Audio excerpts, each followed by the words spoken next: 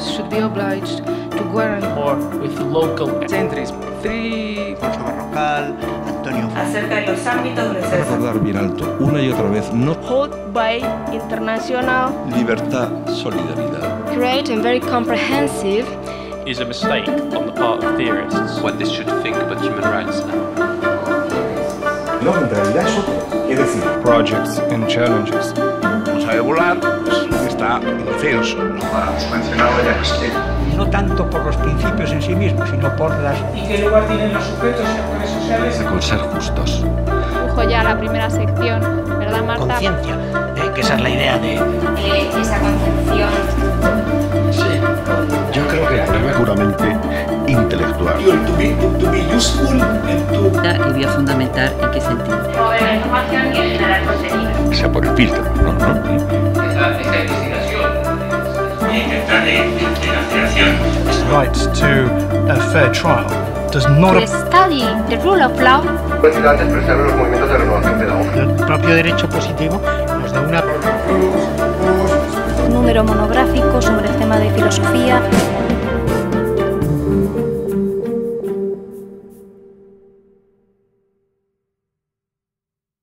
Ahora que nos piden muchas veces firmas, es difícil que no te pidan algún día alguna firma, y algunas además llenas de buenas razones. Lo que uno se ve en la necesidad de que si firmo esto me tengo que acordar que firmé lo otro y conviene que tenga alguna coherencia lo que firmo hoy con lo que firmé el otro día. Es decir, que no solo hay que confirmar la firma, sino que hay que confirmar las razones, los motivos, las ideas, y esto exige convicciones. Las convicciones siempre hemos dicho que no son estados de ánimo, que no dependen del día que uno tiene, espero. Y, por tanto, la firma que confirma nuestras convicciones se parece cada vez más a una cierta coherencia, persistencia, resistencia e insistencia en ser quien uno es. Bueno, entre estas firmas, no hace mucho se nos pedía firmas para apoyar la Declaración Universal de la Democracia. Y algunos, pues, hemos firmado, confirmando nuestras convicciones, ese texto. Y en este texto, pues, me parece que se hace una buena declaración de principios fundamentales de la democracia. Ahora que hemos descubierto y sabemos que también tenemos que profundizar, ensanchar, ampliar, profundizar la democracia, que tenemos que confirmarla, que aunque esté firmada hay que confirmarla, que aunque esté firmada la Constitución tenemos que confirmar, y a veces confirmar es también replantear. La democracia es un régimen no solo político, ahí lo dice, es también un régimen económico, un régimen social, un régimen cultural, un régimen internacional. Por tanto, reducirla a una forma política es olvidar que está fundada en el respeto a la persona, en el derecho y en la justicia, y es olvidar también que es determinante la posibilidad de participar en la vida y en el desarrollo de la sociedad en libertad y en paz. Y la igualdad, dignidad e interdependencia de los seres humanos en un medio cultural y natural es determinante para la democracia.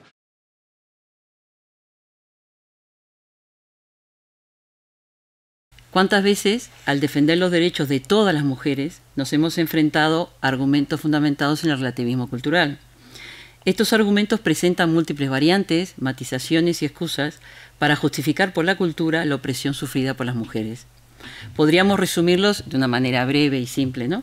Los derechos humanos son una invención occidental. Pretender imponer un ideal universal a todas las culturas sin tener en cuenta su diversidad y sus códigos éticos es una manifestación más del etnocentrismo. Así que esta reivindicación que usted hace de los derechos de las mujeres carece de legitimidad más allá de su contexto social y cultural. Este razonamiento es especialmente pernicioso para los derechos humanos de las mujeres. El argumento de las tradiciones y códigos culturales para justificar las persistentes vulneraciones de los derechos de las personas concretas contradice la dignidad humana y justifica la dominación de muchas mujeres en situación de grave vulnerabilidad.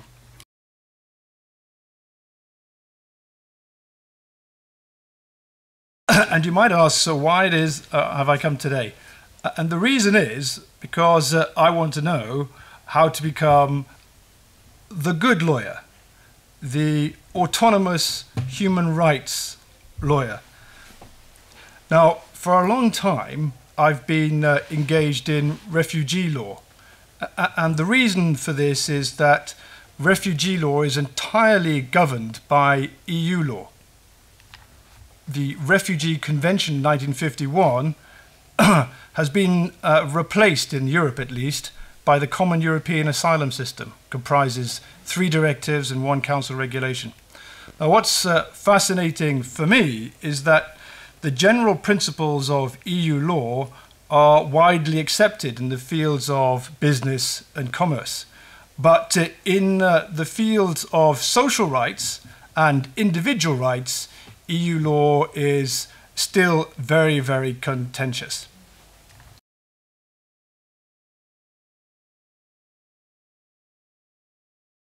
Lo único que voy a sostener es una cosa, y es que si no se acepta el derecho natural como fundamento para los derechos humanos, estos carecen de fundamento. Carecen de fundamento, quiere decir, puede haber motivos sumamente válidos por los cuales alguien se adhiera a esos derechos, pero fundamento objetivo y sobre todo fundamento jurídico no tendrán.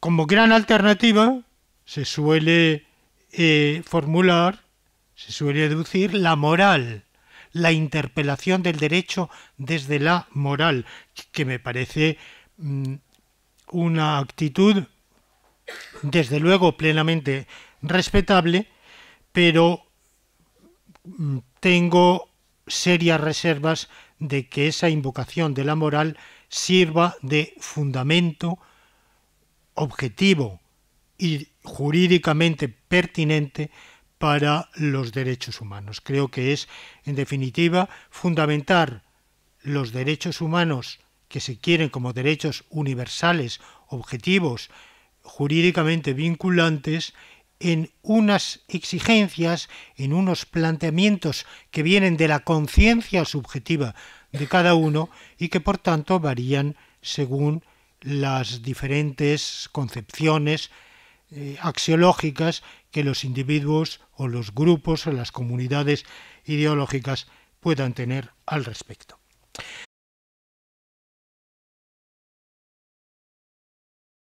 ¿Qué sentido tiene el hecho de que nosotros pensemos que la ética es una especie de saldo a la deuda que tenemos con la vida?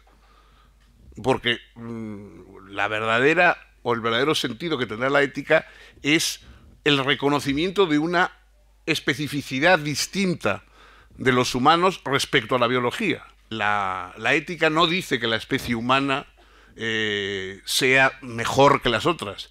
Dice que hay en ella precisamente un elemento que es lo que la ética reconoce. O sea, la ética, naturalmente, que es especialista.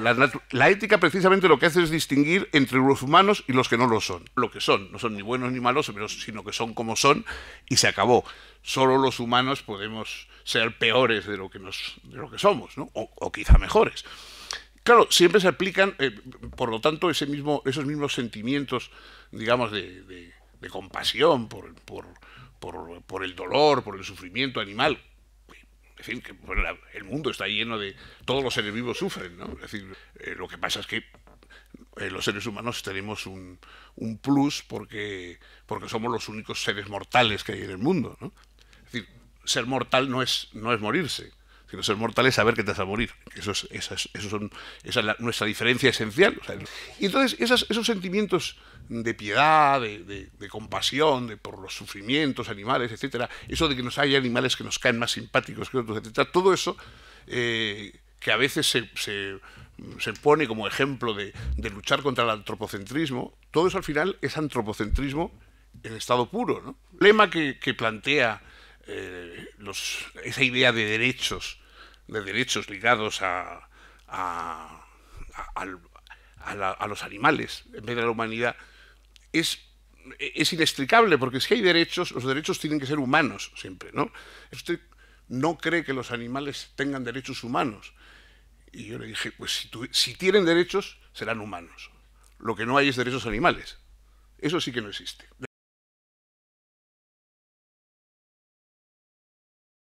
Aquí la legitimación no es la legitimidad. La legitimidad son una serie de valores que pueden no tener presencia social. Por ejemplo, en el franquismo, pues qué duda cabe que las ideas que se podían exponer y por lo tanto hacerlas más asequibles y aceptables eran las ideas, digamos, la legitimidad democrática. Y no dudábamos de ella, aunque nos dijeran, bueno, pero si la gente no está en esto. Bueno, hoy se está en esto, como 4 de ideas en la legitimidad aceptadas, pero hay una crisis importante de desafección. Es decir, cada vez más encontramos a este criterio justificativo de la legitimidad carente o muy debilitada la legitimación.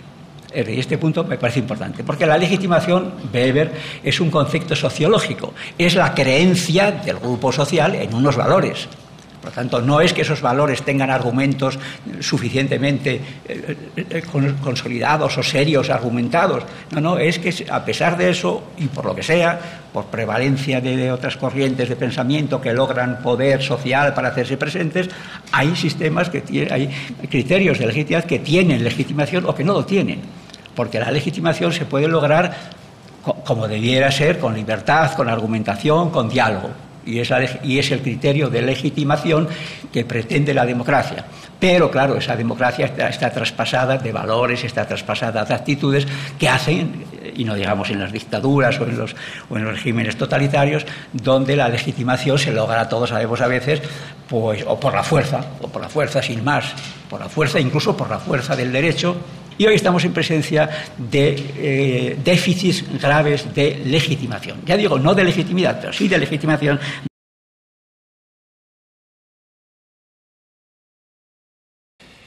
Political theorists struggle to deal with change and conflict. If the inevitable truths of life for Benjamin Franklin were death and taxes, the practical philosopher is kept up at night by these twin inevitabilities, change and conflict. As Raymond Geuss says, in modern societies, human interaction is not something that can ever be taken for granted. It is always potentially disrupted, unstable, and conflict-ridden. Human rights have changed and expanded drastically, and they continue to do so. This leaves us with a problem as theorists. As the content of human rights changes, does the nature of the concept also change? How seriously should we take the way rights are used and possibly misused in the real world? And should we be worried when some of the goods claimed in the name of human rights seem disloyal to traditional theories of human rights? In other words, should theorists bother to discipline human rights practice at all?